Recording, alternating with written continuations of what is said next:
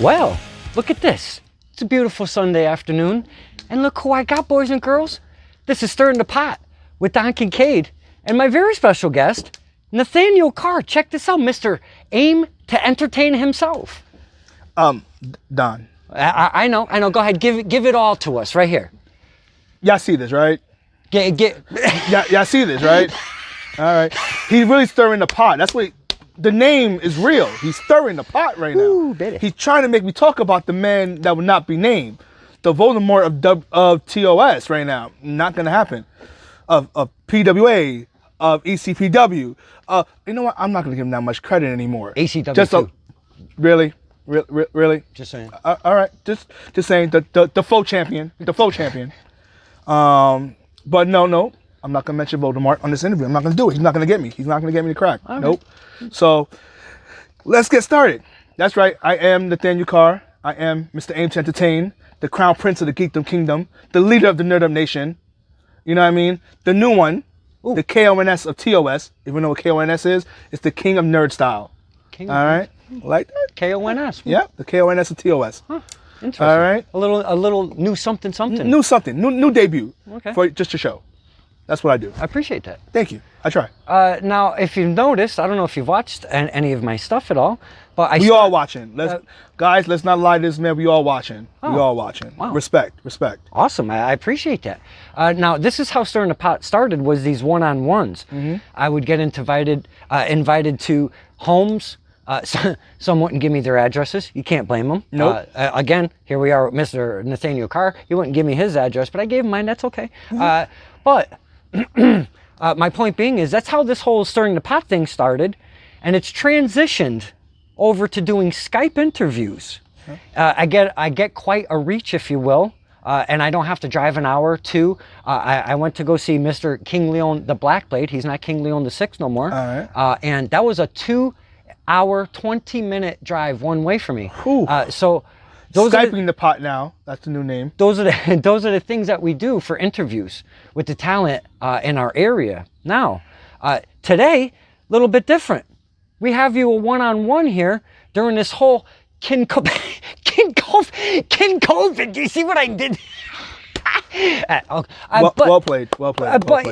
You know, and I appreciate you coming because it's a little drive for Mr. Carr. It's about under an hour. Yep, just under an hour. Okay. I actually just came because I've been looking for El Jabroni, and I figured he might be hiding here. So I'll literally, you can say it louder, it's fine. Oh, hail El Jabroni. Facts, respects to my little homie. So I wanted to make sure he wasn't hiding here or kidnapped. Oh, hey. But no, he's not here. I looked all the way around. I even checked out the basement. So no, but I'm here anyway. I've been kidnapped. I'm not surprised. Not once. Let's see, once, twice. Not twice, but thrice. I've been kidnapped. It's a good band, actually. Yeah, thrice. Yeah. Yeah. Not too bad. Yeah. You know what? I correlate music and wrestling a lot on these interviews because it's very similar, if you will. Yeah. You start from the bottom and you grow. Start at bars. That live stage equals the ring. Yep. And being a musician, I've gone out on that live stage and I get nervous every single time until that first song is over. Yep. Now, in my case, this is a great place to start too. In my case, when I was guitar playing, I get that first song done. I'm very confident now. I can go through the night. Yeah. Got that out of my system. The butterflies kind of go away a little bit. Now, ahead of me, I still have another 11 songs in that set, another 12 songs in the second set, and another 12 songs in the third set. So myself as a musician, we spread this thing out. You guys and girls that get into this ring, sometimes it's 3-5 minutes, sometimes it's 7, sometimes it's 10, sometimes it's 15. You never know what you're walking into for said match now, which is, I would have to say, at least I know what I'm walking into. I know I have 3 sets ahead of me. Once I get through that first song, I'm good. But I still got a whole night ahead of me to flow. But you boys and girls, you get in that ring, and holy cow, it's live TV every single time. And when we flub up on stage, you kind of cover it, you move on. Same thing in the ring. If you do a little flubber, you kind of cover it the best you can and move forward. But again, my point of rambling is the time limit that you guys and girls have to Give us the story. Give us your character. Have us invested into the match. Want us to look up Nathaniel Carr online. That time is very short, where I have more time throughout the evening to kind of get those people invested in what we're doing. Now that I've talked about the differences and the comparisons, do you think that music and wrestling is very comparable as such? And talk to us about being such in a time constraint of having to pull that whole package off of trying to get us invested in Nathaniel Carr. I've actually had this conversation. I have friends in bands, from bands such as 2 O'Clock Courage, Wolves at Bay, A Loss for Words, all plugs for my boys. Wow, shout outs. You know, I mean, we've all talked about this, and I've also known comedians, and we all had the same conversation. It's wrestling, you all start in front of maybe 5-10 people, and you have to hook these people. You want to get better where now you're going against 400, 300, you know what I mean, thousands. That's what we all aiming for. Without time constraint, you may not be able to hook them in the first song, but then you have a second song. Yeah, we get more chances. Exactly, you have more chances. We have one match to do it at. If it's the first time you've seen Nathaniel Carr, Mr. Aim to Entertain, all the names, you have such a short amount of time. Pretty much that moment we lock up with each other, we have to establish who to root for, who to go against. Right? For me personally, that's the best part. Like with my theater background, with my film background, with all that stuff, I love telling you who Nathaniel Carr is within the first 5 minutes. Like within the first 2 minutes of the match, within the first walk-in. Like I think the way to really get people is your entrance, the music, the look, the attitude you're walking in. That is the first time you're telling your story. That's the first time you're letting people know, who am I dealing with? You know what I mean? You see someone like Frost walk in, right? For example, you see him, you see this bald Lex Luthor looking guy. Like, ooh, you're a little nervous about him. You see TJ walk in with the caddy. You know, your son. Hey, whoa. Allegedly. Whoa. There's no paperwork yet. Whoa with that. You see that, you're not gonna like that guy. He looks like an arrogant, douche from Trumble or something Pompous like that. jackass. Yeah. All right. He's using those languages I'm not Pompous going to. jackass. Facts. You know not to like him. Then again, you see some of the hippie Dickie Moon. You know what I mean? Walking in with that swag, coming in with the Beatles. You know what I mean? Like everything about hippie doesn't say, I don't like that little guy. It's like, no, I'm invested in him. Absolutely. And Pa Jose, big congrats. Hippie Dickie Moon, he's a new papa. Just yesterday, big shout out to the whole fam, the whole hippie fam, if you will. The whole Moon legacy has grown. Oh my goodness, congrats. Congratulations. Sir. Yes. Me and Hippie goes way back. So I'm really happy for him.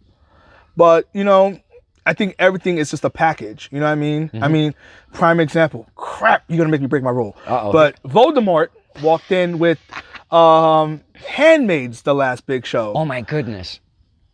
Can't stand the man. Kind of said his name. Nah, you did. But that established so much energy. Oh my goodness. And what to expect from thing. If you've never seen them before, you knew exactly what to expect.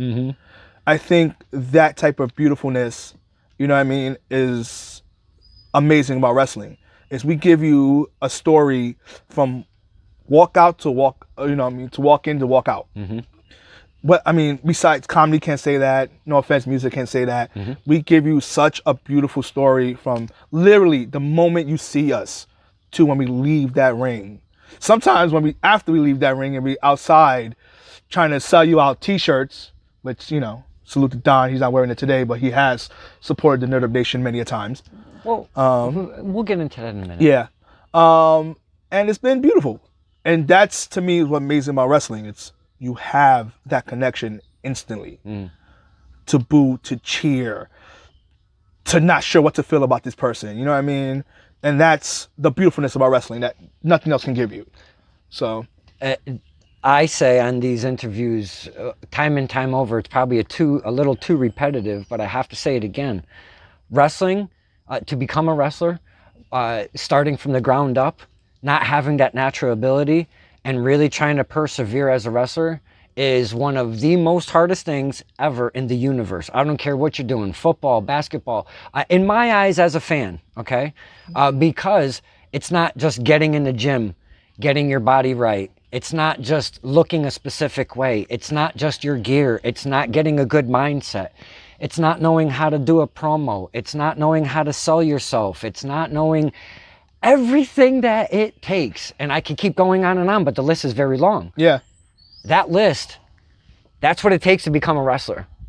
And for me personally, seeing it from a distance as a fan, I think it's one of, again, the most hardest things in the universe to accomplish. And we see people come and we see people go. They say, one day you're here, one day you're not. So you have to keep yourself relevant, if you will. Yep. Now, wrestling fans are ADD society. It's really, what have you done for me lately? I mean, I remember, I won't say when I first started getting a hand of this was maybe 2 years ago. I was everywhere. I was in 6 different states. I was traveling everywhere. You know what I mean? I was really making a name for myself. And then the following year, stuff slowed down, and it was almost like people forgot that. You know what I mean? So it's very interesting to be just a wrestler where you have to remember, as good as you were last week, you have to keep on that level at all times. And that's what nothing can be said about any other sport, which we are a sport. Like, let's face it, I was a 352-pound guy, joined wrestling. I'm down to 227 proudly after 7 years. Should have been a year, but besides the point. The gym is not my best friend. I'm not a big fan of Jim. He's not my boy. But you know what I mean, we have a great relationship now. But you know, it's constant. It's not just there's no off season. If we have an off season, we're gone. It's like reinventing yourself or coming up with something new all over again. You know what I mean? Yep. I mean, prime example was Sammy Diaz. Was one of the hottest young prospects. Crowd loved him. Fire. Got injured, came back 6 months later, and created the firm. I mean, some can say Eli created the firm. I'm not trying to bring up no rifts between the team. Oh, please do. But in my opinion, Eli's the leader. Sammy is just the tag along. But that's besides the point. Hey, I digress. All right. But you know, they created that team, and yeah, am I a fan of the Noose Diaz? No, I'm not. I think he's a little pompous little brat. But, you know what I mean? He saw he was away for 6 months. He needed to do something. And he did. Do I agree what he did to El Jabroni at the time? Absolutely not. But capital BS. Yeah. But at the same time, he realized he had to make an impact. Sorry, had to be on Jabroni. And it did. You know what I mean? And wow, the crowd reacted exactly the way he wanted us to. Yep. But that's what we're talking about right now. I love to talk character. But that's what we're talking about, though, is we cheered for Sammy's return. All of a sudden, he took that chair, started swinging and hitting people we didn't like. And we instantly took what he was giving us, and we used what he was giving us. And we gave him exactly what he wanted. And now we're on this ride of booing the shit out of Sammy Diaz. Do I love it? Absolutely. Fun ride it is. And I hate to say those two words together, the firm. But love to boo me some firm. They bring the heat no matter where they go. Yep. But the Sign Ripper himself. The Sign Ripper, yes. Eli, that should be a t-shirt. I've talked about that ripping of the signs to not only them, the firm themselves separately. I just had Hustle and Muscle 2 days ago. You say that, and every time I hear it, I hate the fact that I like it so much. I know, and you wrote that on the Facebook page. And I wrote down on Facebook. I hate the fact that I like that name so much. Because something about Richard E. Stone reminds me of like the Karen of professional wrestling. Esquire, like, don't forget the Esquire. I'm gonna forget a lot of things about that man. But I feel like every time he has a cell phone, he's like Ringside Richie. That's why I wanted to call him Ringside Richie. Like he's always like, excuse me guys, there's a guy beating up my friend. Can you come and stop this? Like I feel like that's all he's ever doing. But you know, Hustle and Muscle, respect that name. But yeah, the characters that they all bring to the table, and I've talked about this to not only themselves, but other interviews and Slick Wagner Brown himself. And 2 occasions, and I'm going to jump into one because I want your perspective on something that we tried. A pilot episode, if you will. Okay. Now, exactly what, again, back to Sammy, exactly what he wanted us to do, we did. Yep. We followed his signals. I'm going to beat the piss out of your hero. Now let's see what's good. And we followed that train, and we're still on that train. What an amazing time, him losing that K1 Kowalski trophy to Mike Skyros. That was beautiful. Personally, being selfish here right now, fantastic match though. Got to give it to him. Fantastic match that was with Brian Pillman, Sammy Diaz, and Mike Skyros. Now, we're talking character, and I want to kind of stay on that topic because you've got these monikers. You actually added a new one today on STP. Thank you very much for that. You have these monikers that I've acquired in front of your actual... Now, we don't know if that's your real name. It could be, Elmer J. Fudd for all I know. I have no clue. But give us a kind of a run. You said you've been in the game for about 6 or 7 years now. Give us a run because I love the evolution of character. I like to find out at the beginnings if there was something like when Kane was a Christmas creature. Do you remember that kind of stuff? Did you have any kooky stuff like that going on, or have you been this whole nerd thing happening? So, funny story about that. When I came into this business, I was actually known as Nick Toons, the referee.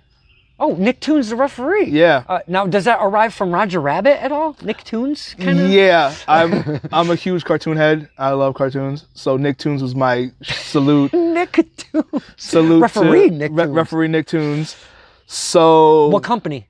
PWA, of course. Okay. I bleed blue, as you can see. I rep PWA all the time, no matter where I'm at in this world. Got you. And it was funny. Now, if you can continue character, hate to interrupt. I want to get a little more stoking on the fire. If you can continue, because I'm right here. Well, I'm not going anywhere. Yeah, I will look at the camera. Yeah, please. You have a beautiful side profile too. Thank you. I try. But I started Nick Toons, and to me it was beautiful. It was Nick Toons. I love that. I was the referee. I never thought I was gonna become a wrestler, just because everybody in my class, for the most part, started already. The characters were coming out. They were wrestling on every show, all that stuff, and I was just, counting the 1, 2, 3. When I finally accepted, thanks to a man named Justin Credible, who sat me down and talked to me about how to respect being a ref, the moment that changed, Nathaniel Carr all of a sudden started appearing. The referee started wearing glasses. He was wearing a hat to the ring. He was cutting promos with the announcers and having fun. You know what I mean? I became my own little mini entity. Almost like a Blue Shoes. You know what I mean? We love Blue Shoes. Oh, we all love Blue Shoes. I mean, come on. We love Blue Shoes. Yeah. So before Blue Shoes was a Blue Shoes, you know what I mean? There was a Nick Toons. So Nick Toons, I love that. So, and there was a time where like Nick Toons had to disappear and the wrestler had to appear. That's where Nathaniel Carr came from. Gotcha. Do you mind, sir? No, Is feel that free. okay? Feel free to destroy my lungs with your secondhand smoke. So that's a no? No. No. Just say no, kids. So that's why if you notice Nick Toons, and what's my name now? Nathaniel Carr. Cartoons. Got you. See what I did there? And that's when Nathaniel Carr came from. And I always knew I was never... So, funny side note. First said I want to become a wrestler. I wanted to be Taz. I wanted to be the meanest guy in the thing. They were like, you're not... I talked to Mick Foley. I explained to him I wanted to be... Wait, you talked to Mick I talked to Mick Foley at an event that I was blessed to be taken with by Joseph Von Schmidt. And Mick Foley was there, and I was explaining to him how I'm becoming a wrestler, and I wanted to have this character like Taz. I'm short like him. I'm stocky like him. I can be the next Taz. He's like, are you a suplex machine? I'm like, no, I'm kind of nerdy. He's like, why not play into that? And I was like, oh, okay, Mr. Foley, whatever you say, sir. And I slowly leaned into the nerd thing. My first theme music was the Karate Kid, You're the Best Around. Oh, boy. I mean, come on. So I leaned into it. And the next show, I leaned into a little bit more. I wore a Wookiee shirt to the ring. I wore my glasses, then wore a nerd hat. And every show, I just leaned into a little bit more. And then the NPCs was created a year later. And we were the nerdy people of color. And I teamed up with my partner at the time, Xander Litt. And we went full throttle. We were supposed to be the, you remember that band, LMFAO? I do. I do. Yeah. We were supposed to be the wrestling version of them. Got you. That lasted for 1 second. And we was like, no, we need something else. So my trainer at the time said, you have 2 minutes to sell me something better. Uh-oh. And Xander came up with the name. We came up with the concept. We came up with the gimmick. PCs was formed. Bam. And I never looked back. And ever since then, I've been off and running as the Mr. Aim to Entertain. Before that was the Elm City sensation, Nathaniel Carr. And then, the Crown Prince of the Geekdom Kingdom. For a short while, as Mr. NPC, because my name is Nathaniel P. Carr. So, but, all salute to Xander. It technically was the name of his concept. So, I have more monikers than that. So I went on. Big shout out to Mr. Xander. Mr. Xander Lit. Pay attention to the future of cosplay wrestling. Just saying. Because you mentioned Ryan Frost, Lex Luger. Alex.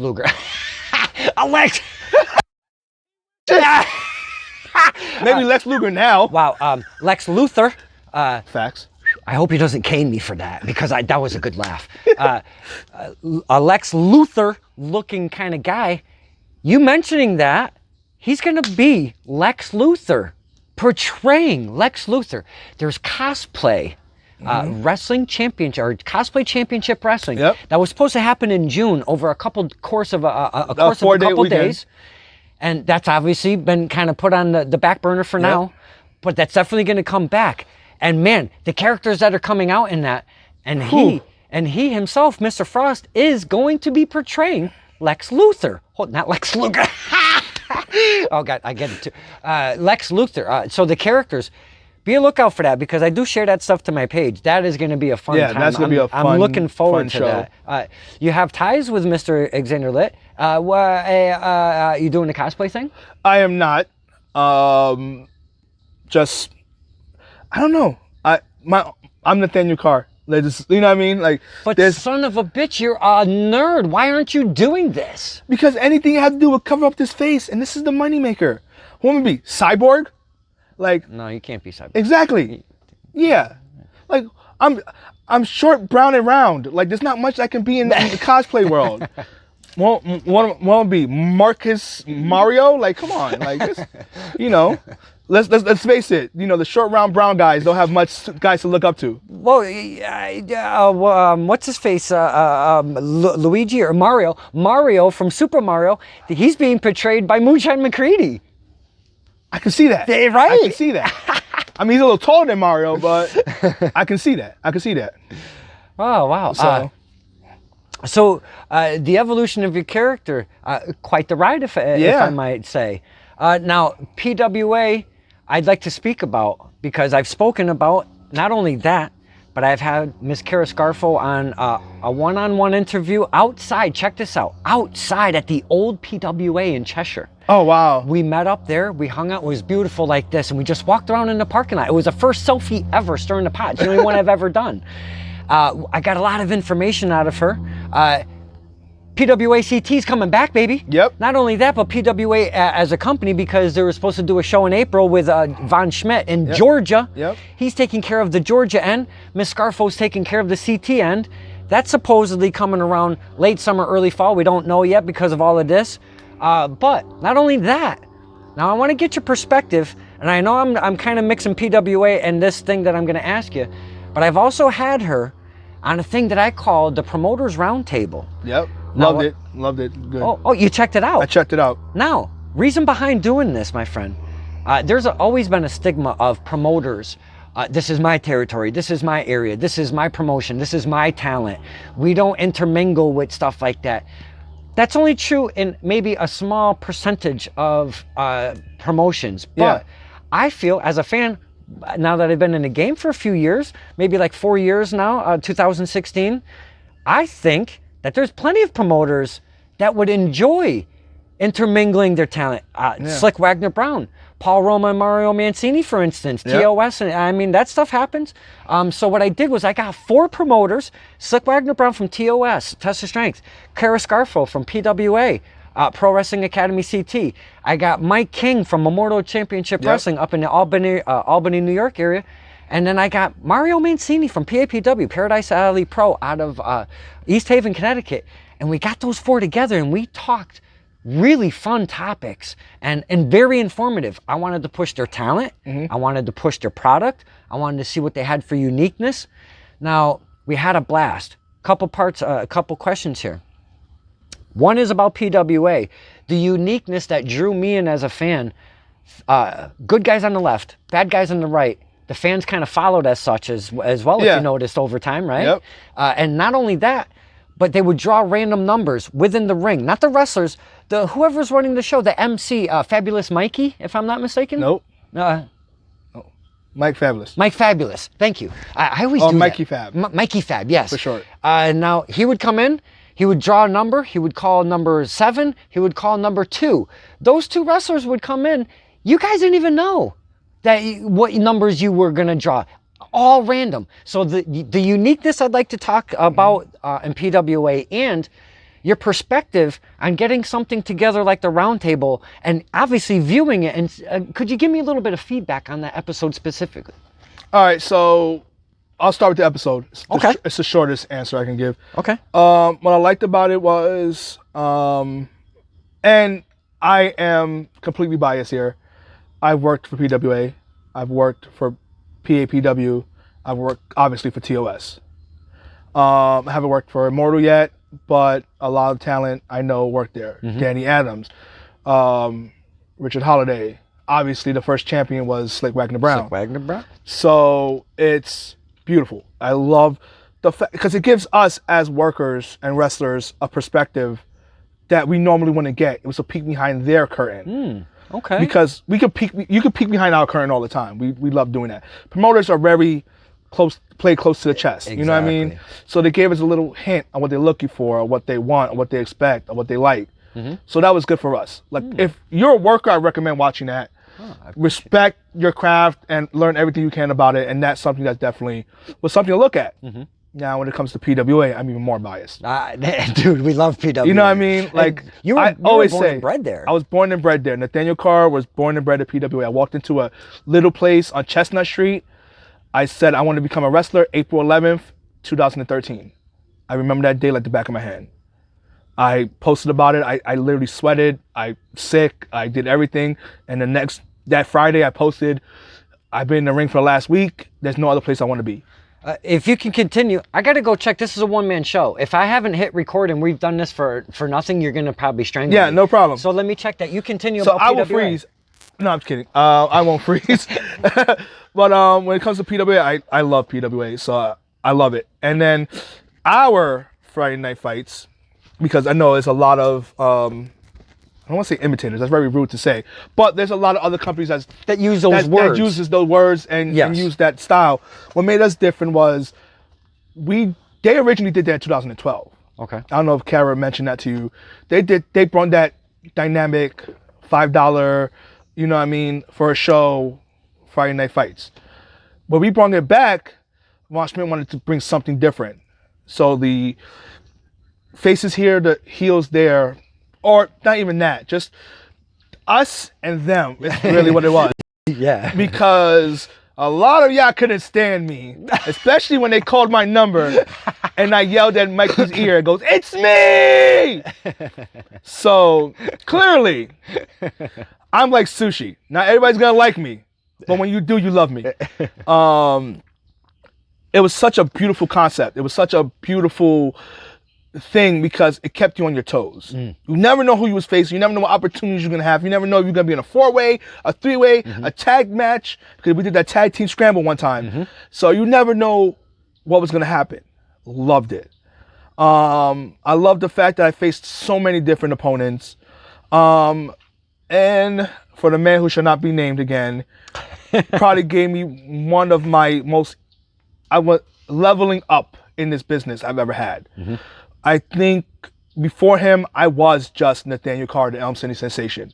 After him, I knew it had to become more. I had to become a leader. I had to become a man that's going to fight for something. I fought to entertain you. Now I fought to show you the way. You know what I mean? And I'm going to hit the pause button, and I'm sure you have plenty more to say about PWA, but I want to take a moment in time that I remember at PWA, building up, because you won't mention his name, but you're talking to us, the fans, right now, saying how he elevated you as a character, as an athlete, probably maybe a smidge as a person, because now you have to challenge yourself to become something that you weren't previous to going against him more than once, that's for sure. Yes, definitely. And every single time, I hate to say it, but you came up with the L more than you did with the W, because there was never a W in this factor until Family Car was there one night. And I was recording in the background. Now, I usually sit in the seats and record, but this time I knew. Now, I didn't know that was going to happen, but I knew there was Family Car and Mr. Carr's in the ring. I'm going to go back and I'm getting the whole view of the entire crowd with the ring, the whole match. And I am so glad I did that, because right now I'm getting these little goosey bumps. I still get those goosebumps for that. And I'm telling you, it was a moment that I'll never forget, especially in PWA, but in my time in independent wrestling in general.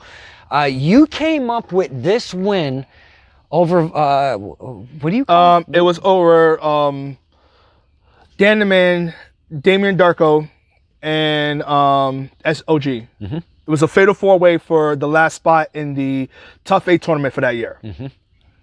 And SOG body slammed me from the top rope. Dan the Man hit him with the Shazam and pinned him, and we're just facing each other. He goes for a low blow, curb stomps me, didn't go for the win. He wanted to do it one more time. He was pandering, if you will. He was pandering to the crowd. When he turned around and claimed that he was going to hit me one more time with the curb stomp, I schoolboyed him, rolled him up 1, 2, 3, and then rolled out the ring. And we're face to face with him in the ring and me outside the ring. And I'm like, I finally beat you! Everybody exploded. Everybody started chanting Nerd Up. My mother was there. My nephew was there. My mom was there. And I always said my mom, but I love Mama Carr. Mama Carr is her own... Don can tell you, Mama Carr was her own celebrity at PWA at one point. She was on fire. She was over, brother. Yeah, I won. I ran through the crowd. I gave her a big hug. You would have thought I won the championship that night. Like, it was by far my most happiest moment in wrestling, and it hasn't been beaten yet, except when I won the tag team titles the first time. That was another beautiful moment, but Mama Carr was there too, with my nephews. It was something about that combination of people there that just somehow makes it a beautiful moment every time. I think I should start bringing them to every one of my shows. You should. It's good luck charm. Exactly. Yeah. I need that combination at all my shows. Apparently I win. But it was such a beautiful moment. I had tears in my eyes watching Dan the Man. At the time, I'll finally say his name. Because he wasn't Danos then. He wasn't full of himself, even worse than he was back then. He was talking junk. He says this is never going to happen. All that stuff. And I finally won. And yeah, I get choked up just talking about it. Like, there's something so beautiful about that moment, so organic about that moment, so just, and I hate to give him credit, but he pushed me to be better. And he took us on a ride by being a pain in your ass. Yeah. And he took us with that. Yeah. And then because of when you got that roll up, you got that 3, we just lost our shit. I mean, I think even both sides, if you look at that video, both sides of the crowd is up on their feet. Yeah. It's not just the good guy side or the bad. Right. Like, everybody was such in that journey that when it erupted, everybody erupted with us. You know what I mean? And I think I should reshare that and remind Mr. Man about that time in PWA. It came up recently. It came up a week ago. And I shared it again. Yeah. It's like memory. Yeah, we'll definitely. It was such a beautiful moment. Like, I wish I had that clip. I wish I could own that clip. We need to talk. I need to own that clip. I want to just save it on my phone. I can't save it off of Facebook. Well, here's the issue. Back then, I didn't save a damn thing. So it's only on your Facebook? It's only on my Facebook, but I know how to do that, and I got it. I got you. Tier. Yeah, right. I'm not a hacker, but I know how to do it. Again, I talk about moments in time in wrestling because now when we're wrestling fans, we grow up. You want to become a wrestler, you have to be a fan first, obviously, because you just don't, I want to be a wrestler. There's always a fandom previous to that, prefacing, if you will. Now, being a fan, we remember moments in time in wrestling. Yep. The Hogan's time, the Rocks, the all of those big names. We remember these specific moments in time. That one that we just spoke of, that's one that I remember as a fan. Those are those things that I love in these smaller independent companies, Mr. Carr, because now I'm not at a civic center, and I know it's a different animal. Yeah. I'm not at a civic center with another 14,999 people, but you get that feeling sometimes when those magical moments happen like that in a smaller crowd. And it doesn't have to be 1,000 people or plus to do that. And what we just spoke of, those are one of those moments that I'll always remember because of that. And I think that's what made PWA's Friday Night Fights magical. We didn't just give you great matches, which we did. We strived to be the best match at every card. You had 5 matches. There was 5 matches that were trying to give you the best match, show-stealing matches. But we gave you moments. Hippie in the first one with Ron Schmidt winning the title. The best out of 5 from him and Troy. Montequilla versus Sebastian Cage. Me and Dan the Man is so many different moments. Moonshine. Spearing Dan the Man on his birthday. You know what I mean? Because, you know, he called him an alcoholic. Prince Akanaka. Yeah. I forgot who was it. Sat on his pointy shoe and was stuck there. You know what I mean? John, you know, the bearded villain. Getting his beard pulled and dragged around. Oh, yeah. I can keep going on and on. I have a character that you're going to laugh at because I know you're going to remember him. Matthias Glass debuted in PWA. Yep. And he portrays a full-blown Jewish person, if you will. Hasidic Jew, yes. And he has this hat on his head that is way over the top. It's so wrestling. Yeah. But it's way over the top. And man, he got us from the minute he came out. Holy crap, it was interesting. Oh, when he gave it to the referee, that poor Tim the ref, and he handed it to him, he just fell over. Yes. It was heavy. It was heavy. He had a big head. But he does these little nuances in his gimmick that he brings to the table, like the hat, obviously. Yep. He pulls a bagel out of his pocket mid-match. Yep. All of a sudden, he'll see a dime and stop on a dime and be like, "Oi! Yep. A dime!" And I see what you did there. He stopped on a dime. I love his pun game. Pun game is crazy. But, you know, those are the characters that we were seeing at PWA. PWA gave you very memorable. Great characters, great wrestlers. I mean, for every Matthias Glass, Nathaniel Carr, Prince, you had a Steve Pena. Oh, yeah. You had Leo Rush. Yeah. You had, you know what I mean? You obviously, Joseph Schmidt, Troy Stevens. You had pure athletes on top of pure gimmicks. You had the PG and the PA, you know what I mean? In wrestling at PWA. That's why I can't talk enough about it. Now, there's somebody that I've spoke to only maybe a couple times. I should speak of him a little bit more because I've seen him in multiple promotions. But the last time I knew, he was the champion of TIW, Truly Independent Wrestling. Are you familiar with TIW at all? Are you familiar who the champ is up there? I do not. Well, I'm going to let a name out because I've always thought that this person was an underrated in our industry, in our area, from promotion to promotion, because he puts on a great character. When we boo him, he loves to give it right back. I think I know who you're about to say. But and we come up with this thing, and it was PWA specifically. But when he would branch out, now that PWA isn't around, I tried, and along with Fogman, we would try to make this happen. Jimmy Loser, and man. All right, so this is where I'm going to toot my own horn. I had a match with him, and I started the Jimmy Loser chant. Oh, really? Yeah. Oh. It was me and him wrestling, and we speak of Jimmy Limits, by the way. Jimmy Limits. I see him, and I look at him, I was like, you're going to hate me in 2 minutes. And I started the Jimmy, because you remember the Lucha Kids, right? Yeah. Remember the Lucha Kids? So I was like, I looked at them, Jimmy Loser, and they started doing it, and then every time he came out, it started. To the point where I literally went to, he wrestled again at PAPW, and I started the Friday Night Alley Fight. Yep. And he literally goes, he's like, it's me, like trying to be smiling, and we start chanting Jimmy Loser, and he goes, nerd, because he knew exactly who started it.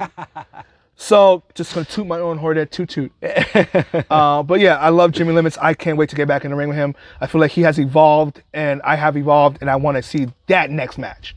Now, I've mentioned, he's the big champ. He's not, he's not a tag champ. He's not a cruiser champ, if you will. He's not a TV champ. He's definitely not a cruiser champ. Yeah. He's the big champ at TIW. As he should be. Not only once, this is his second time in a reign. Yeah. So I mentioned him because I seen him a lot at PWA when you guys were rolling. And I knew you'd be very familiar with him and probably give him some props because, as I've stated previous to this, I feel he's kind of underrated in our area, if you will. He is super. So what makes, again, 2-2 to PWA. This is going to keep happening in this interview. I'm telling you now. What makes PWA one of my all-time favorite promotions, not going to lie, is we did something. I say we as a family. That's what it felt like. Did something that not necessarily nobody hasn't done before, but we introduced you to names. We introduced you to HVOs, right? Oh my God. You know what I mean? Pendejo. Pendejo. You had to mention his name. I don't mind. We introduced you to HVOs, to the Fox Vineyards, to the Jimmy Limits. He's not a vineyard. He's a vineyard. It's Fox Vineyard. No, he always seems drunk to me, so he's a vineyard. All right. I'm sorry, I thought he was drunk all the time. I thought it was vineyard. My bad. I gotta Google him, I guess. So we introduced you to the Mantequillas. Oh yeah. We introduced Sebastian Cage before anybody else. Yes. To Steve Piñas before anybody else in this area. I can keep going on and on. Right. We introduced you to so many names. And I repeat, we had legends from Mexico come down and wrestle at a PWA. Friday Night Fights. We had a Leo Rush, a Mr. Grimm, you know what I mean? The Hitman for Hire himself was there. Like, we introduced you to names that are the most underrated names, probably in the indies, that got a chance. I'm not going to mention He Who Shall Not Be Named. You've mentioned it, and I'm very surprised. Yeah. I'll say his name again, Dan the Man. Wow. I'll give him this one thing. This one thing. That man was stuck in another company. If you know what I'm talking about. Something very familiar, bigger, nicer. You know what I mean? I got you. Right? And just floating. Floating around. Just floating. Just nice name. Put some more flames on. I can talk to the camera for 2 seconds while you're doing that. Absolutely. And somehow came to PWA and found a second wing, almost like a regeneration. As he likes to say, since he's immortal all of a sudden. A regeneration at PWA.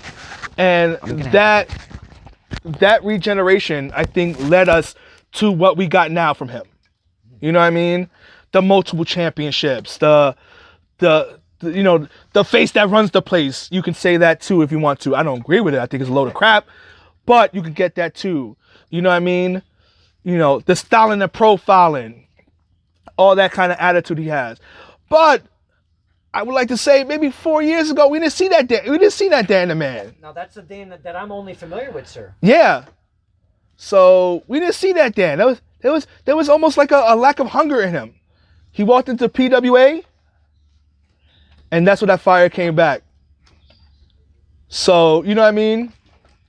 PW did a lot. They brought the fire back in you. They created your fire.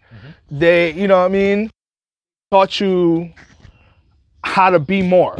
That's why the whole campaign of be more is a thing for me now. I went back to my home.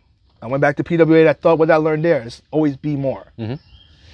Now, if PWA, they're going to end up, again, and I hate repeating it, but everybody's has to preface it. When we get back to some kind of normalcy, wrestling comes back. He used normal with wrestling. That's weird.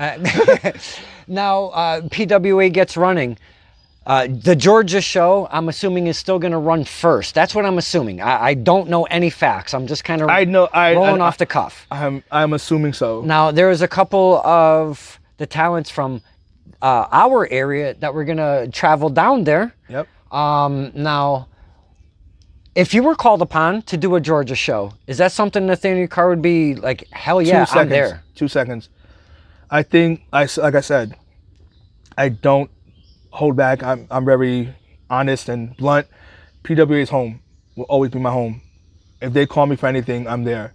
Nice. If they call me to bring back Nicktoons to referee, I love that. which I've done before. Really? Yeah, Friday Night Fights, there was no referee, and I got called upon to bring back Nicktoons. So I put the glasses on, I put the white hat and the striped shirt on, and I wrestled. And I give the crowd credit because they announced me as Nicktoons. The crowd went with it. They remembered you? Yep, the crowd went with it. It wasn't, that's Carr. Nope, everybody was like, that's Nicktoons. I took the glasses off. I may have got revenge on my old partner with the FTW. And I put the glasses right back on, and the crowd's like, Carr came and left. It was a beautiful moment. It was another beautiful moment. I will come down and do it. Like, that's family. That's awesome. I hope to see Nicktoons one day because I love that name, first off. I think that's hilarious. Yeah, so. I get a kick out of it every time you say it. Now, I'm really hoping that we can get back to wrestling because I've been, ever since that I heard through the grapevine that PWA was going to be coming back, and I reached out to Miss Scarfo. Now, we've never really talked. Not that I knew of. Yeah. I didn't know she was behind the person, behind the computer, the person behind the computer that I was talking to all the time for the tickets and such. Very, very cordial when I would reach out to PWA. Little did I know, that was Miss Scarfo. Yeah. Now, at the show specifically, we didn't really talk. So she was gone for a little while. She's come back into the scene, if you will, and she was going to PAPW quite regularly at their shows. So I started striking up conversations with her, and I go, can I ask you something? She goes, yeah, go ahead. I go, you would be a fantastic interview. Have you ever done interviews? She goes, well, not really. I go, could I interview you for a Stir in the Pot? We could talk PWA and this and that. And she goes, well, it's funny you say that because there's a little something that's going on. Not in those words, that's my words, but there's a little something going on, and I think that would be, it's perfect timing. And son of a bitch, it's the resurgence of PWA-CT, and I can't wait till all of that happens. Yeah. Now, we've talked a lot about PWA. We have mentioned TOS, and I want to kind of get to that because once PWA went down, the boys and, well, not really girls, I don't females over there. The men that were running over there, you kind of had to find someplace else to go. So some went to Test of Strength in East Hartford, some went to PAPW in East Haven, and maybe other places. Yep. But mostly those were the first two that would come up in, your area, if you will. Now, you wound up at TOS, is that correct? Under the guidance of Slick Wagner Brown. Holy cow. What made you pick TOS when you're like, okay, I got to go somewhere now. What do I do? Do you go on Google? How did you find TOS? So, I got booked for a match. And if you remember that autism show, the debacle. Yeah. But it was an amazing show. I do. All things aside about the background stuff. The actual show was amazing. Awesome. The names on there were the freaking names was crazy. Amazing. And I got booked against Ty Shine. First time I wrestled a man. And I was like, I need to train a little differently. So I hit up Aubrey. I was like, Aubrey, where are you going these days? Like, to train? Like, because I'm, at the time they moved to Cheshire. Cheshire was super far for me. And I wanted to get an extra day in. And because I really wanted to be on point to wrestle Ty Shine. I'm hearing so much good things about him. I'm like, I got to be on point. He says, well, we're doing a seminar that we're doing with Bob Evans. Okay. So I was like, cool, I'll come down with you to the seminar. Went to the seminar. It's in Watertown. Salute to the original location, Watertown. We think it's small now. It was even smaller before. No, it was actually bigger. Oh, was it bigger? Yeah, it was. Oh, okay. The Watertown one was bigger. The Watertown was bigger. The second location was smaller, and then we moved upstairs. Right. But I digress. I went to Watertown, trained, met Slick. It's kind of nice getting trained by a fellow person of color. It felt a little different. I could pick his brains about stuff that I couldn't really pick anybody else's brains about. I was like, all right, it's a little different training. You have to change your repertoire up. Right. You know what I mean? At the time, there was some idiot kid from State Farm that was training there. I had some mass luchador, and El Jabroni was there. All hail Jabroni. All hail Jabroni. This is before All Hail Jabroni. It was more like, oh, Jabroni. You know what I mean? So we had a couple people there, and I was like, okay, new people training with. Went there, then started going there more frequently, and I was like, well, I'm just gonna keep. PWA is transitioning out of the training world, and ending. I'm just gonna stay at TOS, and that's just how it happened. It was Super Aubrey let me know about a training seminar, for me meeting Wagner to me start going to training, and then everybody's like, oh, where you going at these days, Carr? I'm like, I'm going to TOS. You know what I mean? Oh, cool. Where's that at? And I'm like, no, it's East Hartford. Like, oh, okay, cool. And then everybody started following along. I'm not saying I'm a trailblazer, but I'm low-key a trailblazer. Yeah. I mean, let's keep it a buck. Now, when you go to TOS for the very first time, it's a little kind of different because you pull in and, you know, the GPS says you are here, if you will, and you're looking at this building, you're like, no, I'm not. No, I'm not. So the very first time I ever went there, I pulled into the parking lot that you would park into. I go, okay, let me pull over. We pull into, and I'm with my dad. We pull into the parking lot, and I re-GPS it, and she goes, you are here. And I go, son of a bitch, where do I go? And you have to go up the back steps, and there's a hallway with another hallway, and then a little tiny section that's a hallway, but you take a quick right. There's a door. You open the door, and son of a bitch, there's wrestling there. Isn't that amazing? What I love about our location is something that I don't think can ever happen anywhere else. Because we're in the building that we're in, I've seen people who never watch wrestling, who's going across to get a haircut, producing a new album, whatever, stop what they're doing and walk over and start watching our matches. Oh, that's cool. Like, to create new fans like that in such an organic way is amazing to me. It's like, what's that noise? What is that? Oh, what are they doing? Oh, that's crazy. Like, to see genuine shock and awe reactions from just our matches. I mean, it happened during Ichiban's and Sammy's match. I saw people walking in from the barbershop, still had the thing around his neck from getting a cut. Or a guy smoking a cigarette, dropping it, going, what the hell is that noise? And that, to me, as much as I wish it was bigger to fit more people in, to have that organic flow of people discovering us is beautiful. It's just, I think that's just, to me, is one of my favorite things about the location. Absolutely. And that intimate setting I speak of a lot, because you could go to a WWE show and you could be part of it while you're in your seat amongst the masses, but you can be part of the show at TOS because it's so intimate. There's only like 20 or 30 seats set up in a room with a wrestling ring. And my goodness, you guys give us some great times to remember on the way home. I love the chatter on the way home because you do it yourself when you leave events, and still as a fan.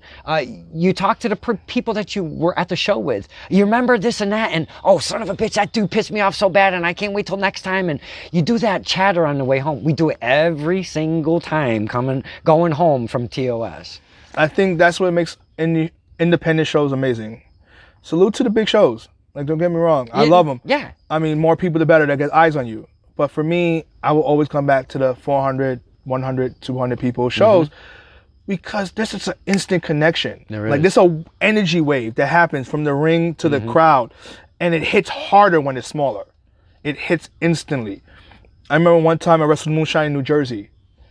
And the energy from the 160 people that were there was intoxicating. Like, you had people yelling at me saying, hook the leg, you idiot. I'm like, and I just grabbed the ropes and go, you want to get in here and do my job? I'm not at Burger King slapping the burgers out your hand telling you how to flip them, right? All right? Like, just the wave of energy you can do that you can't do with 20,000 people. Right. I can't yell at somebody in the top row, but I can yell at the dude 4 rows behind him and just instantly connect. Or tell a woman that her daughter is shockingly adorable, and I'm surprised she was born in New Jersey because it's a smelly state. Like, I literally can't stand New Jersey. Probably why I can't stand Dirtbag Dan, because he's from New Jersey. And there's no hope in soap. Nope, there isn't. So, literally, you know what I mean? So, like, just that energy, that wave that just keeps hitting you with the yelling, the booing, just, you don't get, I mean, maybe it's bigger, I don't know, I haven't experienced the 20,000, 10,000 people yet. But that wave of energy with 400 or 500 people just, boom, boom, boom, boom. I mean, COVID. All right. Well, we do got, we got the fire. No, I know. going, I'm just, you know. I had a corona before I came here, so that's probably explains Oh, it. yeah, that's possible. But I'm just gonna check the equipment again. Yep, check it one more time. One man show. It's a low budget thing here going on. Feel free. Now the intimacy, my favorite. I love the intimate portion of the program. I mean, I've been running about 55 minutes. oh, how? Yeah. I'm not trying to pull a Daniels here and run for 2.5 hours, No. so I'll try my- to keep it short. Make me talk to an effing Funko doll for 2.5 hours? Are you shitting me? Holy No, cow. I'm not. I'm surprised you allowed that to happen. I I would have hung up on him. Well, I mean, no, stop. I digress. All right, no, we're not gonna start doing this. All right, I had to roll with the punches. Shoot, no. You should have pulled the blue shoes and ran with the knee. Oh, that's my favorite thing of TOS history. Now, All right. the knee is one episode. Yep. Now, the handmaids that you spoke of earlier, now, I ran over. The handmaids are to my left. I'm looking at the ring. I go running over, and I'm kneeling down, and I point up with my camera, still rolling as I'm taping the match. Dr. Kincaid here, sending Ring Kincaid files. I am here with the handmaids. What the hell's going on? Cricket. I wanted one of them to break. I didn't know who the hell was in there. I had no clue. But I wanted somebody to kind of break to maybe get a little snicker or something, or get the hell away from me, Kincaid, or something. Neither one of them. Now the big reveal ends up being Blue Shoes, Ref Gina herself, and Joanna Robinson take off the things. Joanna gives him a low blow, and then Blue Shoes gives a stunner, if you will. Am I correct on saying that? A stunner. Stunner, maybe a cutter, maybe a a cutter. A cunner. Whoa! You're Cunner, man. Get your mind out the gutter, Kincaid. You're on a fine line there, my friend. This is why we don't have nice things. No, seeing something like that all kind of pan out in a storyline with what Danos has done and all of that stuff. Are you still a fan behind the curtain watching these kind of matches and stuff? And do you pop? I will say this, and this is something that is peeking behind the curtain, guys. You ready for it? Mm-hmm.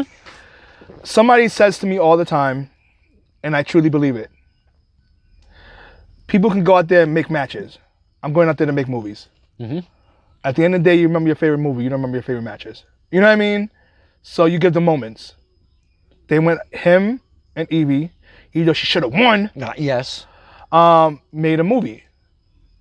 You watch that whole thing. You remember the match. You remember her beating him with a chair. Mm-hmm. I cried. I literally was sitting there drinking the soda, watching it on the Kincaid Files. drinking my drink, going, beat him! Beat him down! You go, girl! And then when the handmaids were revealed to be Joanna and Gina, I was like, yes! Girl power, Spice Girl, spice up your life. Like, I was happy. And then Andy came out, and we all saw what happened after that. But I digress. But like I said, we make movies. Great story. Yeah. Great story. He's very known for that, and I know I speak a lot about him specifically, but we don't say his name much. But that's what you want in a wrestler. You want that connection with the crowd and what's going on in the ring. Good or bad. Yes. There's a connection. Yes. I think what's funny about Nathaniel Carr is I get booed and cheered, but they're just as loud for either one. And then the people who are cheering are looking at the people who are booing like, you idiots! And it's almost this bipolar thing with me coming out to the ring. And it's such a weird energy. I don't think any other wrestler can say that they have that weird polarizing energy. You know what I mean? At least in the independent world that I can think of. That I'm getting cheered and booed, and they both look at each other like, why are you cheering them? Why are you booing them? Like, no one understands how can I affect people that way. And I love it. Because at the end of the day, I'm still me. I'm still the smart ass nerd. I'm the Bugs Bunny of independent wrestling. You know what I mean? So like, now you've been what they call a face, the good guy, for pretty much your career. I'm correct on saying that.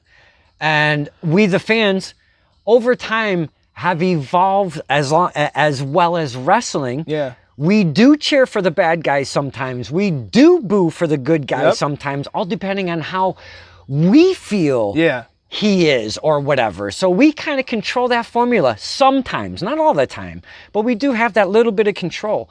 And I'm glad you spoke of that because I got one person in mind that I really want to be. All right, you know what? I would talk about Dan the Man all day if he doesn't bring up this name. I really want If to he doesn't bring up this name, I will talk about Dan the Man all night. Because I like to cheer. I like to cheer, and I like Here we to. go. I like to bring up one Nathaniel Carr. Now, I've gained a friendship, a relationship, if you will, with one Fogman. And we have a lot of fun at the shows. But I will tell you, there is one person very specifically that Fogman boos with just a little bit more stank on it than anybody that I've ever seen. And I don't care who it is, male or female. Fogman does not boo for one specific person like he does, except for this guy right here, Nathaniel Carr. I don't know what it is. I have asked him, and he has thrown a couple little tidbits out there, but do you know why Fogman boos you like he does? Fogman is counterculture. Fogman is, I'm going to go against the grain. Fogman, to be the longest running, wrestling information host in New England, I want to say. 96. Yeah. So, geez, he is old. 96. Yeah. I think half of the wrestlers just born that year at this point. Wait, hey, I'm 4 years older than he is. So you better whoa there. Whoa, you're 4 years older than him? I'm older than the Fogman. 4 years. Fogman, you gotta do something with life, bro. He looks younger than you. He does cocaine. I do. But in all seriousness, Fogman has a counterculture personality. The moment I became an instant fan favorite, Fogman was like, nope, can't enjoy this. And he refuses to let it go. At times he used to get to me. It still does. I'm not gonna lie. We all hurt a little bit by that. It's like, but we're nerds. Like, why? You're one of us. We literally just talked about a movie for 25 minutes. And the moment that bell rings, though, it's boom. So it's like, what? But the moment the bell is done, it's like, so you saw Suicide Squad? What you thought of Joker? I'm like, what? Who are you? You want to talk about bipolar. But it's just him. At this point, I just accept that. He also affects people. People start to boo with him sometimes. And it's like, no, stop it. Squirt, squirt. Like I went him with a squirt gun. He's not a cat.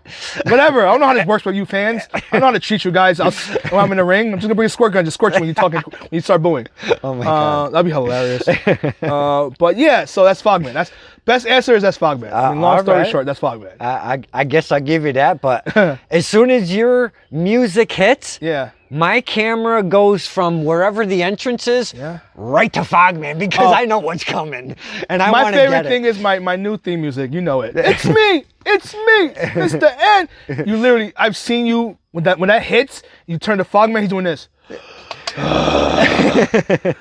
And like he takes a deep breath. He does. And then when it goes, oh! Like I've seen the video where he's preparing himself. He's like, Mr. N. P-C-L. Like, he's building up like the big bad wolf about to blow down my house. Like it's hilarious. It is so funny you say that because it's a whole thing that he does. It's a whole build-up he does. It's like he has mastered my song with his build-up. My music hits, you hear my voice, and then you hear the Mario mushroom sound, and then the Japanese in the background, and he's boo! It's a whole process. It's hilarious. It's at this point, it went from being annoying to like, I show the video to people like, wait for it. My favorite thing though, you have to give memories. You have the recording, I don't know, is when I returned back to PAPW against Eli, and he tried to do that. And the crowd turned on him and told him to shut up. And they started chanting, time to nerd up over his booze.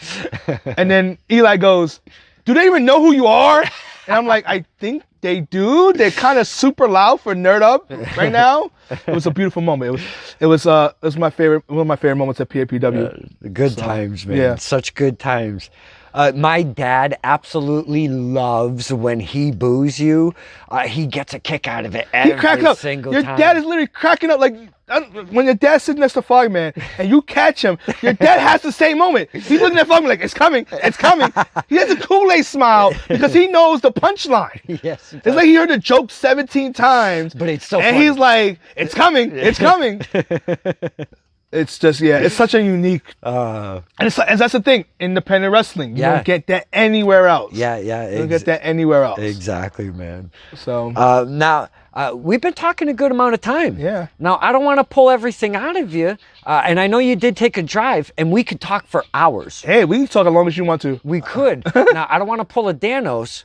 Nobody wants to pull a Danos.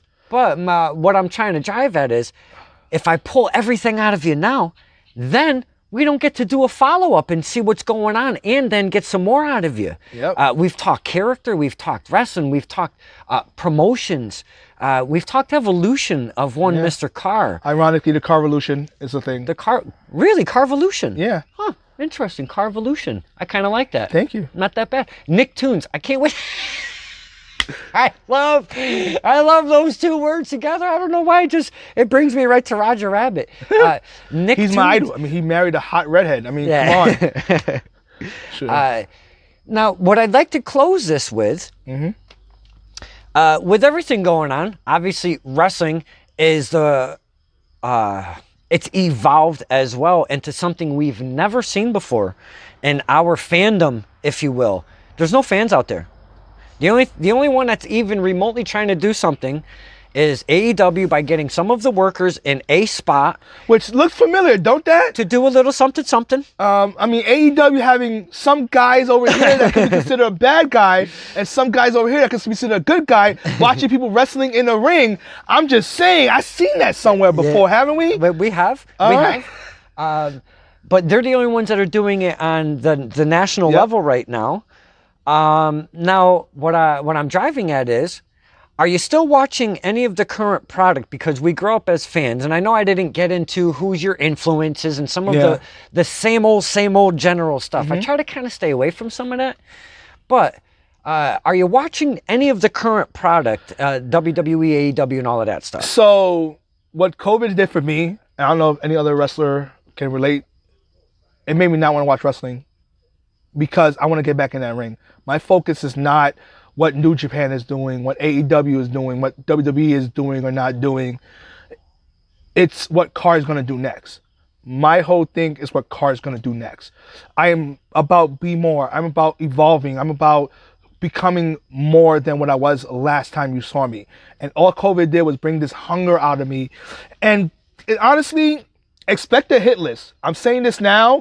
This is not going to be something that's going to be not mentioned. I have an hit list for wrestlers I am targeting. This is not a hit list? People who are, I wish I can wrestle. No, these are people I want to take out and teach a lesson. Wow. I am literally like 2 seconds away from being like, you people on this list, you're not going to call me the nerd. You're not going to call me Mr. NPC. You're going to call me Karma because I'm going to bring you exactly what you deserve. He's got all these little ones, Karma. Like, that's what I am. This hit list is people's karma right now. Oh, okay. Pa Jose, hate to interrupt, but give us 2 names. Us, the fans. Give us 2 names. All right, on the 2 hit names on the list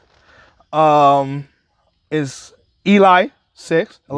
Ooh. He's on the list. That man has. I made a return to TOS. I was happy. I was surprised. Teammate, and he took it upon himself to drop me on my quote unquote non-existent neck. Right. When they throw that stuff out there, I mean, I have to laugh, and I no, I it's love funny. I get it. I don't get me wrong. I love the jokes. I love the jokes. Okay, but that's funny every time. I'm sorry. What's not funny is you dropping me on my neck. No, that's not good. And bragging about it. No, that's not good.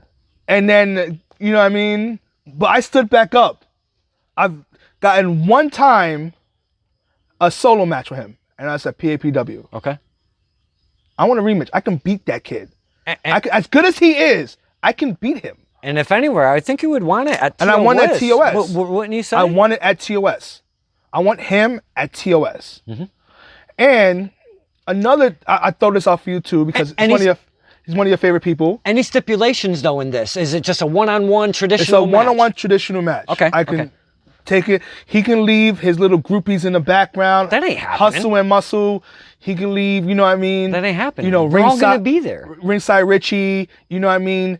What is it? Kid and Play fused together. Hey, maybe you should do. Know what I mean? Maybe you should do the firm needs to be banned from the ring kind of stipulation because they are going to be there no matter what. They could be there all they want. Honestly, I want them there. I want them to watch him go down. But I want to take that GOAT ego and knock it down a couple of notches. It's not in your favor. It's not. You're sitting right in front of me, and I hate to say it's three people to a whole Nerd Up Nation. Remember that. Yeah, but we can't do anything about that. You don't have to. Your energy helps me. Okay, all right. Give me your energy. All right, give me that spirit bomb. I give you that. I didn't mean to interrupt. No, that's fine. I understand. Believe me, people doubt Carr my whole career. Okay. I'm used to it. Okay. People say I couldn't beat Danos. I beat him 3 times, and I beat him when it mattered the most. I beat him in 3 different companies, 3 different times, and I was the only person up until Evie that has pinned Dan the Man in the match. Ooh. It was me and Sammy Diaz. It was the only 2 people who has pinned TOS champion. Wow. And I'm the only one that never got a title shot. Just saying. Wow. Okay. But I digress. Danos is number 1 on that list forever, so that's not a spoiler. That's not even part of it. That's not even a spoiler. Right. So we've got Eli. We got Eli, and I want to find Jabroni because I want me and him to go against Cold Cash. Oh. Because no offense to Danny Adam, but Danny Adam did not have the heart that me and El Jabroni has when we're together. We showed it when we faced the Normals up in Blood, Sweat, and Tears. You were there. Mm-hmm. You watched it. I was there. You know what I mean? And he needs revenge for what they did to him. Wow. And I want to be the guy to help him get that revenge. I definitely feel revenge, retribution. Retribution is more of a better word. Yes, because, man, we don't know where El Jabroni is. His face has been ripped off, and we don't know what's going on. I think he's in Guatemala or Malaysia somewhere. Malaysia? That's not even in South America, bro. He's an orphan from Mexico. But I don't know where he... Yeah, but he's not going to go back home. I think he's Of course he's going to go back home. He's not here. You didn't kidnap him and hide him in your basement. Yeah, but I think... This is my perception. All right, I want to hear this. What I'm thinking is he is in some far-off land in a cave somewhere or like in a crazy laboratory of some kind. In a Lazarus pit. And he's getting some kind of fucking Hugo Strange shit done to his face because not any plastic surgeon can put your face back together. So I'm feeling that El Jabroni is is somewhere in some far-off wacky spot right now, mending and rehab, if you will, some kind of experimentation that has gone to bring his face back. I hope he looks the same, but I don't feel he's going to look the same. I keep telling him, you lost your face, you didn't lose your heart. You need to come back. That's true. They took something from you. They have failed this city. Have you talked to him? I have sent him messages over and over again. Nothing back, right? Nothing back. See, me too. I've messaged him over and over again, have not gotten nothing back. Like I said, I want revenge for Jabroni. I want retribution for Jabroni. It's awesome. You know what I mean? So I want Cold Cash. Wow. I don't care if it's just Frost. I don't care if that spoiled little brat, TJ Howard III. All right? It should be both of them. It should be both of them, and it should be with Jabroni. And I know there was an added element on either side. You got Big Bear Machuch and Drake Evans, but I say let them two kind of maybe go at something. Yeah. And you take care of that business. I think that would be pretty good right there. Yeah. You know what I mean? I don't write the matches, but I know. You know, one of my 2 things is that honestly, I would love to go against random one. I'll give you an extra one. Ooh, extra. Not on the hit list Bonus. as a karma situation. On a wish list. He's on my wish list. Okay. I want Bobby Ocean. Oh man, this is not. I want hard-hitting Bobby Ocean. This is not the first time. If Danos was the man who tested me the first time, Bobby Ocean would be the man who will take me to that next level. I feel like what I lack, he has in abundance. And if I'm going to get better, I can't go against people who are on my level. You don't get better facing people on your level. You need to challenge yourself. You need to challenge yourself. So if I challenge myself with a Bobby Ocean, if I challenge myself even with Eli's another, as much as I hate to give him credit, he is a challenge. He's not easy. He's not simple. He is by far one of the quickest and hard-hitting people in Test of Strength right now. Sammy Diaz has mastered his speed with the conniving energy that he pulls in that ring now. The whole firm is a team that in their elements are dangerous. Together, they're nearly unstoppable. It's insane. It's almost like they're a better team Shazam. Oh crap, did I say that on camera? A better team Shazam. It's fine, they're okay. It's fine, they're okay. Yeah, right. The jokes they're okay. Okay, whatever. But That was good. you have to challenge yourself. And these are challenges. Marcel Williams. Oof. He broke my arm. He did. And I have never gotten retribution from him. No, you have not. I remember those days. So I do. he's another one. You know what I mean? I do. I think there's lack of heroes right now. And I'm not the hero you may deserve. I'm the hero you need right now. It's the prime example.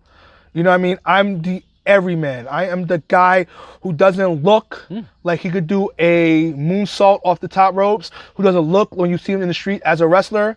When I get in that ring, my heart is bigger than anybody in this business. And that's what makes me a wrestler. It has nothing to do with my size, anything in that nonsense. You know what I mean? It's that when I get in that ring, I fight and I give you more of myself than anybody else. You know what I mean? There's wrestlers, there's athletes, and then it's Nathaniel Carr. Oh. I am one of one. Wow. I am not like anybody else in TOS, in PWA, in PAPW, in Immortal, in TIW. There's no one like Nathaniel Carr anywhere in New England, in anywhere you can name. And there's a reason for that, because I am one of one. And I'm tired of thinking to have to get to other people's levels to be respected. I'm done with that. Okay. I'm done with that. I am one of one for a reason, and I'm going to keep being Nathaniel Carr and keep evolving and reminding you guys, the fans, what I fell in love with originally, and reminding the wrestlers in the back why I'm a tough man to deal with. Wow. So I was going to ask Nathaniel Carr if he had a message before we got out of here to his peers or the fans. I think he did that all on his own, right there, in his own way. I'll give you one directly to the camera. Okay. Fans, expect me to be more. Expect more. More fun, more entertainment, more heart. Because you need fighters out there for you guys. There's a lot of guys wanting to be the coolest guy in the ring. I want to be the guy that fights for you. And for the guys in the back, the ones I like, can't wait to see you again. The ones I don't like, welcome to a new age. Karma, baby. Wow. I don't want to add on to anything of what he just said. So, Mr. Nathaniel Carr, thank you for your time coming in one-on-one outside on a beautiful Sunday afternoon. I really appreciate that. It's a beautiful day. It is. Sorry, I love to sing. I have musical Tourette's. Don't judge me. It is Sunday, right? Huh? It is Sunday, right? Yep. Because I lose my days now. It's a day. It's a sunny day. I see. So that's why I knew it was Sunday, because it's a sunny day. Pun life. This is Stirring the Pot with Don Kincaid and my very special guest, Mr. Aim to Entertain. Give us the other three. All right. There's a bunch. I'll give you them in order. Yeah, the original, the Elm City sensation, Nathaniel Carr. Mr. NPC, Mr. Aim to Entertain. The Crown Prince of the Geekdom Kingdom. Wow. The leader of the Nerdom Nation. And your TOS KONS, King of Nerd Style. Nathaniel Carr, thank you so much for joining us. Thank you for having me. Yeah, absolutely, bro. Because this is no longer Skyping the pot. This is what? Stirring the Pot. Exactly. I'm with Don Kincaid.